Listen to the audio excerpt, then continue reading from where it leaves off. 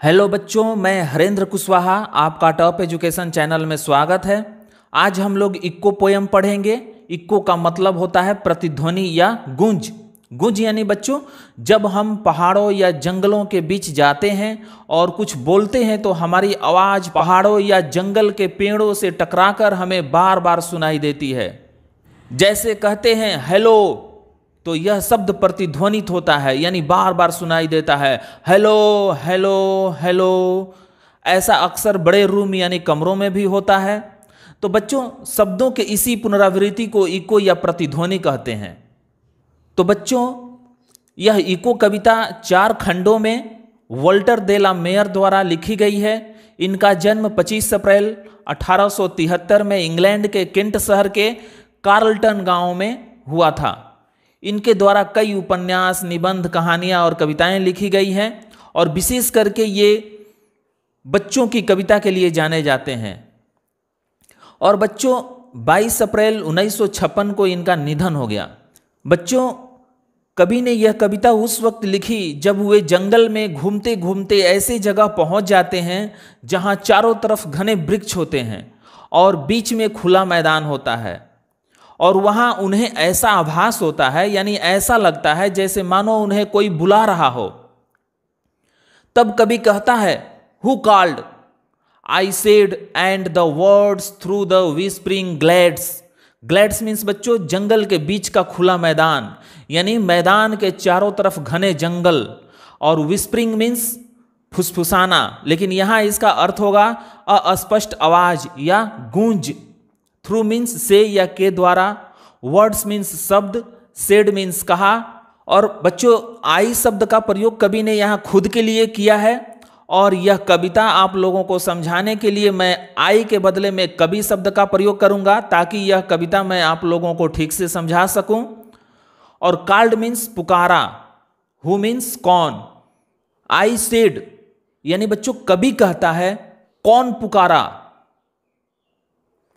कवि कहता है कौन पुकारा, और कवि का यह शब्द घने जंगलों के बीच प्रतिध्वनित होने लगता है, यानी बार बार गूंजने लगता है, कौन पुकारा कौन पुकारा कौन पुकारा।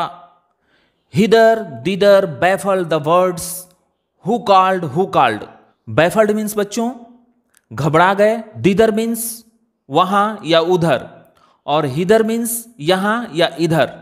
यानी बच्चों जंगल में इधर उधर जितने भी पक्षी थे, कौन पुकारा शब्दों के बार बार गूंजने से घबरा गए।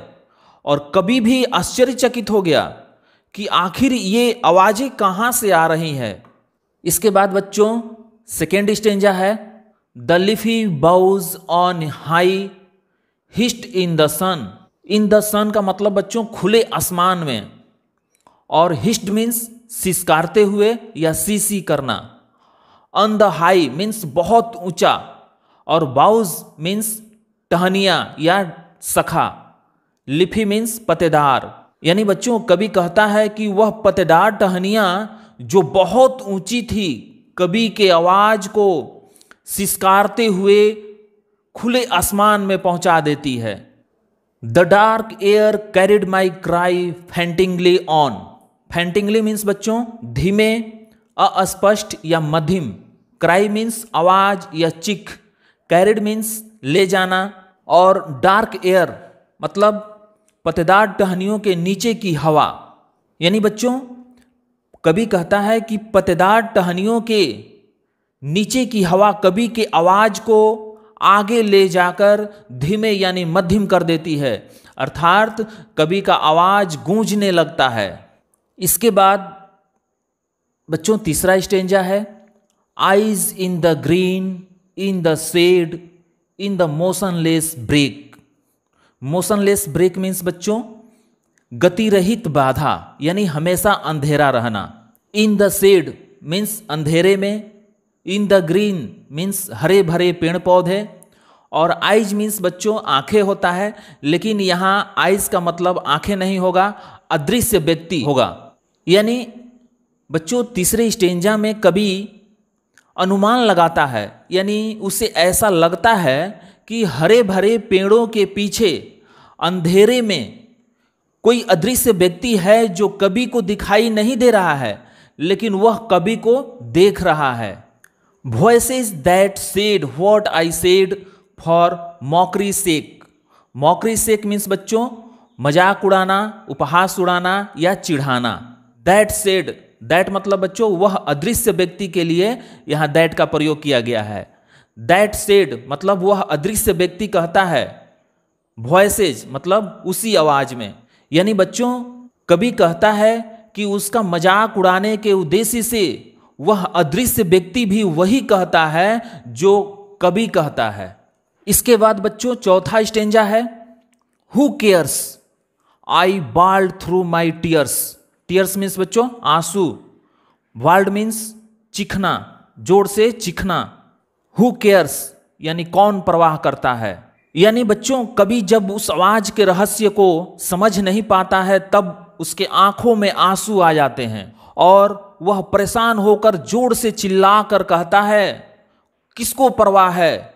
The wind fell low in the silence, who cares wailed to and fro.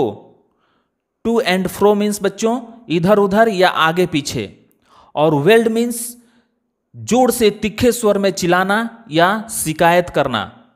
Who cares यानी किसको परवाह है। इन द साइलेंस मतलब सन्नाटा छा जाता है। द विंड फेल लो हवा धीमे हो जाती है। यानी बच्चों कवि कहता है कि हवा धीमे हो जाती है और चारों तरफ सन्नाटा छा जाता है, तब कवि को उसकी प्रतिध्वनि फिर से सुनाई पड़ती है, किसको परवाह है, किसको परवाह है, किसको परवाह है। फिर कवि इधर उधर देखता है और वह प्रतिध्वनि के रहस्यों को समझ नहीं पाता है, तब वह उस अदृश्य व्यक्ति का तीखे स्वर में शिकायत करता है।